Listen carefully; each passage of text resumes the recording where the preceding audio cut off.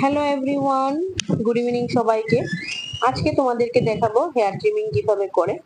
চুলটা অনেক সময় আমাদের আগা বেরিয়ে যায়, তো অনেক সময় আগাটা বেরিয়ে গেলে চুলটা একদমই বাড়তে চায় না, বা অনেক সময় দেখা যায় দু আগাও বেরিয়ে যায়, কারো 3 আগা 4 আগাও বেরিয়ে যায়।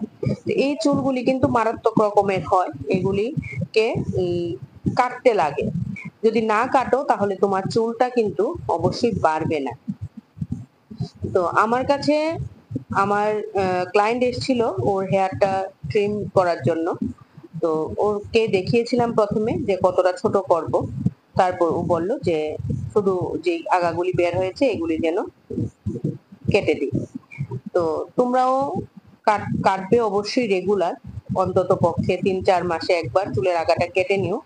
অনেকের আবার এরকম প্রবণতা আছে যে হেয়ার না কাটার, যে আমি কাটবো না, চুলটা বাড়তে থাকুক। হ্যাঁ, বড় চুল কেই বা না চায়, সবাই কিন্তু লম্বা চুল পছন্দ করে, কিন্তু চুলের আগা যদি বেরিয়ে যায় তখন কিন্তু এই চুলটাকে আর তোমার মানে হেলদি ভাবে চুলটা তোমার বাড়বে না, তখন কিন্তু চুলে 2 আগা 3 আগা নিয়েই চুলটা বাড়বে। তো যার যতটুকু ট্রিমিং করা দরকার ততটুকুই সময়ে সময়ে তোমরা করে নেবে। আর আমার এই পেজের মধ্যে অনেক ভিডিও আছে যেগুলিকে দেখলে তোমরা কাজ শিখতে পারবে। আর অবশ্যই তোমরা শেয়ার করে দিও। অনেক ভিডিও খুব বেশি শেয়ার হয়, অনেক বেশি ভিডিও শেয়ার হয় না। অনেকে হয়তো নিজে দেখে কিন্তু শেয়ার করাটা পছন্দ করে না।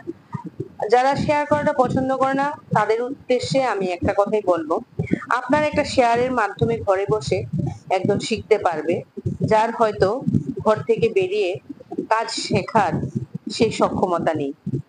আশা করি আমার ভিডিও আপনাদের ভালো লাগে, এবং এই ভালোবাসা নিয়েই আমি সামনের দিনেও আরো ভিডিও করতে চাইছি।